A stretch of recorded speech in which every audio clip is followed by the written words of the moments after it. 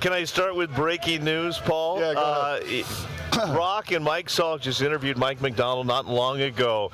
HBO Hard Knocks all over it. So, your media darlings of HBO Hard Knocks Episode 1, it will be Brock Huard and Mike Salk. Oh, wow. I'm just telling you. It's I don't know happen. about that. It's going to happen. But, Paul, first day in pads here, you know what QBs have? Head on a swivel. Yeah. And as I was chatting with Mike, I could see Chris Egan walking back and forth across the camera set, if not once, at least a dozen times. Did he roll his sleeve up, too? A little bit. Yeah. A little bit. I felt like it was old school when Bruce King was doing a story on your older brother Damon, and I was behind Damon trying to get on. How do the I news. sneak in? How do I find a way in here? Yeah. Well, you bring up first day of pads, man. How exciting is it for the players to get out here and start hitting? You do feel it, right? You guys are right here. The weight room is right behind you. And I was just out during a break just taking a look at the guys because you remember. I mean, I remember this. There's guys over there getting little curls in, guys getting the push-ups in. And it's not just because Hard Knocks is here. They just want to get the blood flowing. Like, it's time to hit. We're not just in shorts anymore, right? There's so many rules now in the NFL, regulations, can't have contested catches, can't touch anybody. Not today. Yeah. Not today. As Coach McDonald just said, it's kind of like old school today meets new school.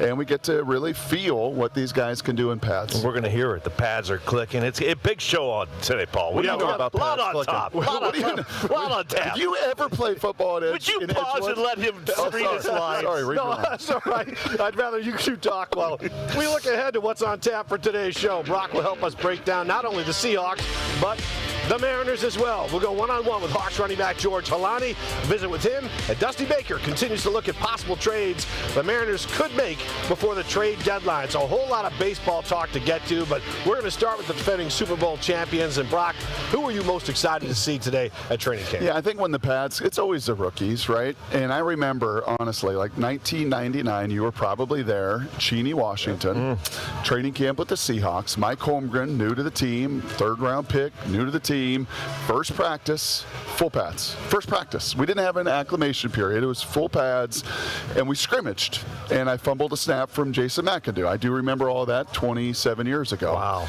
But I also remember, like, as a rookie, how different is this going to be? Like, I put pads on at Puyallup. I put them on at Washington. But, like, this is the NFL. And so for these rookies, that's who I'm watching. Jadarian Price, probably top of the list. He's the first-round pick. And running backs, when the pads come on, are probably the ones that feel it the most out here, right? When you're blocking the linebackers now, when you're doing pass protection, all the things that are asked of you in pads. Not in shorts, not in helmets, but leveraging and contact and all of the great explosiveness he has and everything that got him drafted in the first round. Today, he gets to express that. And he gets to feel it from the other side. And Brock, we've been hearing a lot about him already in this camp. He's catching a lot of balls. I mean, how key is that to make him part of that? Yeah, Chris, for a guy that caught, 15 balls in 4 years at Notre Dame? Like, that's not very many. Christian McCaffrey could catch that in a couple games in the NFL. I think they've kind of force-fed it. They want to see.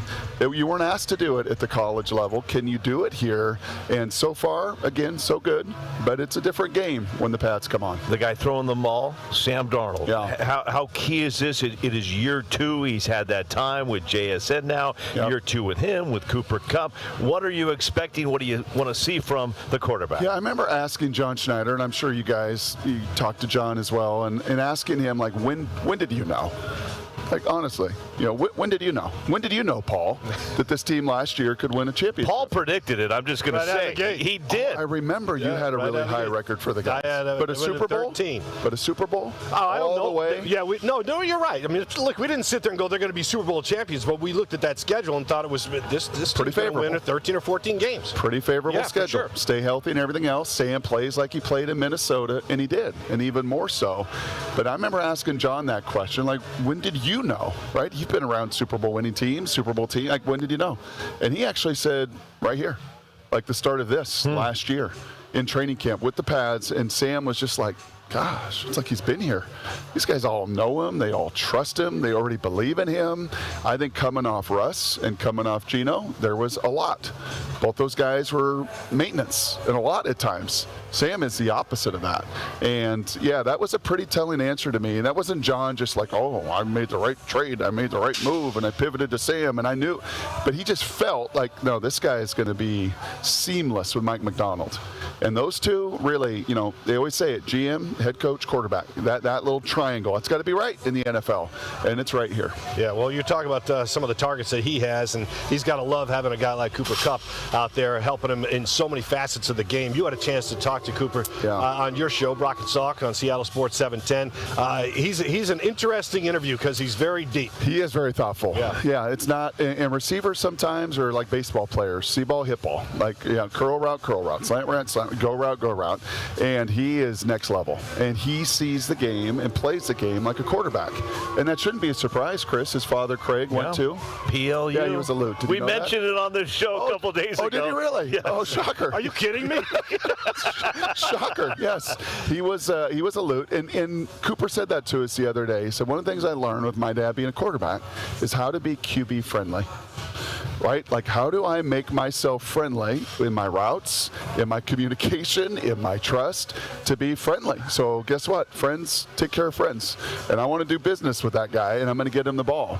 JSN does that in he's just as thoughtful, but his skill level is so elite. Well, and let's go there with JSN. You mentioned that word trust. As a young quarterback at Puyallup High School, you had a trust with Dane Looker. Yeah. You guys went on to UW, had a nice little relationship there. What makes JSN so good when you watch him? Yeah, because he makes everything look good. I mean, like their throws, and Dane was the same way, and Jerome Pathon and Marvin Harrison when I was in Indy, like, oh, I kind of missed that throw. It's like a catcher that frames, right? Your boy Austin, he's a pitcher, and like there's just some catchers that just doesn't matter. Like, oh, that ball's just, right? They just know how. That thing was outside by 2. Like, nope, that thing was right on the edge. Strike 3. Like, I like that catcher, and that's what JSN does. Like, throw him any ball. Right, and he's going to slow down, and it's not stuff like you can teach. They do all this drill work out here, the ladders and the hands and like you do all that. But then when it's real time, like, wow, how does he have the body control, the instinct, the feel, the spatial awareness, and then the strength? Like, what's underrated about him is just that lower body. It's like Paul Sylvie in a squat rack. It is strong. Like, he's going to pleasantly surprise you. That's why you are the best, my friend. You are the best. Couldn't be farther from the truth. That's for sure. Listen, let's talk a little bit about the offensive coordinator and Brian Fleury. Yeah. He's getting high praise since he's come to this organization, Brock, and then even more when they see what's going on out here. What impresses you about the offense so far? And let me ask you this. Yeah. Is there any concern at all that he's never called any plays in an NFL game? There's not a lot of questions on this team. Like, truthfully, for you to predict them to win 12 or 13 last year, there were questions, right? What is Clint Kubiak? What is Sam Darnold? What is Nicky Manwari? What does all this look like? We had no data, like no evidence of anything. Now we have pretty good evidence after the Super Bowl win of 95% of this team. Coaching staff returns intact defensively, and a lot of it on offense. He's a new piece. So it's right to ask the question of what he's going to look like. It's funny, I was asking Mike Macdonald just a few minutes ago on Hard Knocks. I said, the difference with him is he can like riff defensively as well as he does offensively. How? How do you do that? Well, you do that because he was trained defensively. He's a defensive coach first. So most offensive guys out here, Paul, and most defensive guys out here, they see the game through those optics. I'm a defensive guy, right? I'm a Pete Carroll. I'm a Monty Kiffin. I'm a defensive guy. Or, no, I'm a Sean McVay. I'm an offensive guy. He wears both because he's done it his whole life. Like so what Mike was saying, gosh, it's fun. Like, we could talk defense and, well, we could talk offense. Like, and there's not many that can do it. Now, play calling's a new adventure. There will be a learning curve to climb, and I have a sense that all of us, on whatever mediums, television or radio, will probably do some talking about some of that play calling. We'll play the Monday morning quarterback. Yeah. No question about. You mentioned this team bringing a lot of guys back.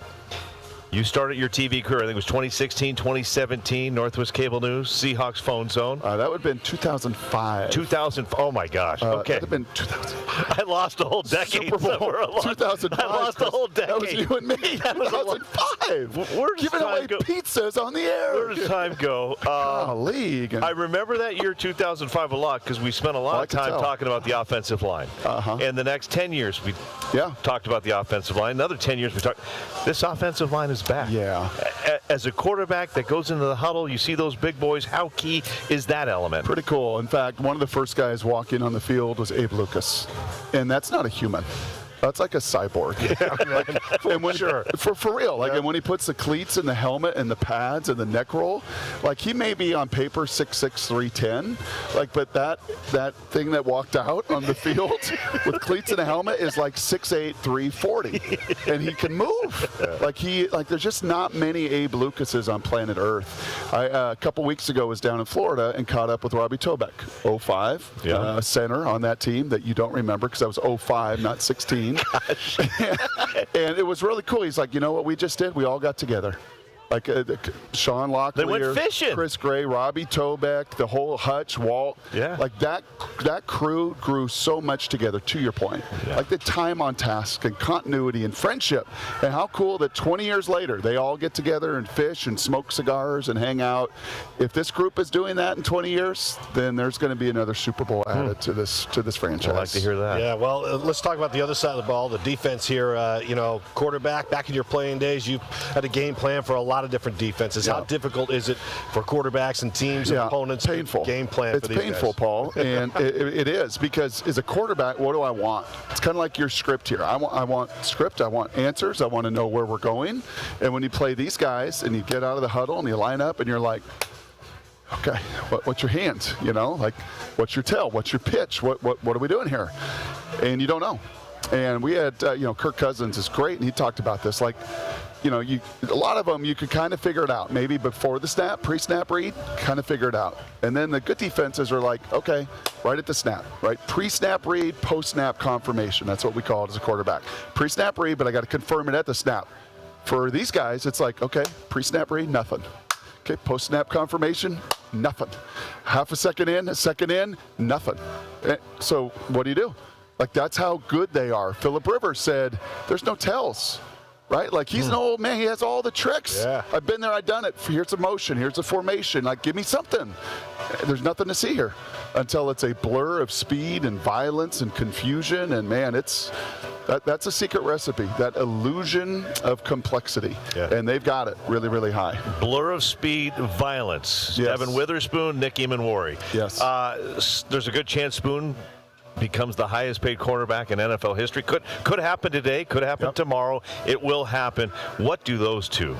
Yeah, it's just they play like that force multiplication. They just play different. Like, that sucks. As a quarterback, as an offense, it's amazing as a defense.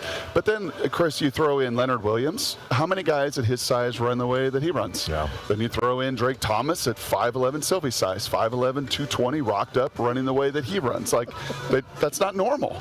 So Byron Murphy, watch him run. Watch all these guys today in pads.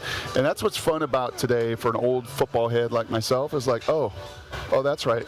Yeah, put the pads on and remind yourself, like, there's not a lot of human beings that can do this. Yeah. There just aren't. No. And we happen to have a whole bunch of them that are pretty good here in Seattle. All right, a couple of those big guys on defense. Dante Fowler's a guy they picked up in the offseason. Bud Clark, Julian Neal, a couple of rookies coming in. Of those three guys, who do you think will have the most impact? I think Bud Clark, with this injury to Eamon-Worry, and he's going to miss most, if not all, of training camp. And when you're a second-round pick, and we know with this organization, if you're taken in the first or second, heck, if you're taken anywhere in the draft, you're going to get an opportunity. But the higher you get drafted, usually the more opportunity. And I think with Nick's injury, there's going to be more chance. And I'll tell you, seeing him at TCU, he's a guy that likes the ball. Mm-hmm. He was an old quarterback, right? He's done all that stuff at the line of scrimmage, reading it and seeing it and feeling it, and knows how to take the ball away. And so it'll be a comfort thing with him. Can he get up to Ty Okada's, like, horsepower and processing? Can he get up to Julian Love's level of communication? That'll be the ramp that he's climbing, but I think number 9 will have a whole bunch of opportunities. I saw Brock staring at the weight room as the guys were lifting weights. Now you want to get out there in the field. We're going to talk Mariners, but how much do you miss? I mean, I know you're a coach now, but how much would you love to be back out on that field? Yeah, it just, we got it pretty good here. Right? I think we all got to remind ourselves, and you guys both have been doing this a long time, right? And been around a lot of teams, a lot of players, a lot of coaches. Like, Mike Macdonald's really good. Yeah. I mean, he just is. And for John Schneider, and to go back really to Jody Allen, and Jody had to make that call. John or Pete? And that's not an easy call to make for everything that Pete did. He was the greatest coach in this city's history. A Super Bowl, gone to a second. Like, he was way up there. But for her to have the wherewithal on her team to say, no, I think I'm going to go with John and trust John's instincts, and for him to bring this guy, and I can't wait for Hard Knocks to capture all of it, because I think the country will get a chance to see what I think we all know. That dude's pretty special. Yeah, that first episode of Hard Knocks is Tuesday, August 4th. Looking forward to seeing that. Hollywood here is going to be making an appearance for sure, and Egan will do his best to get on that show.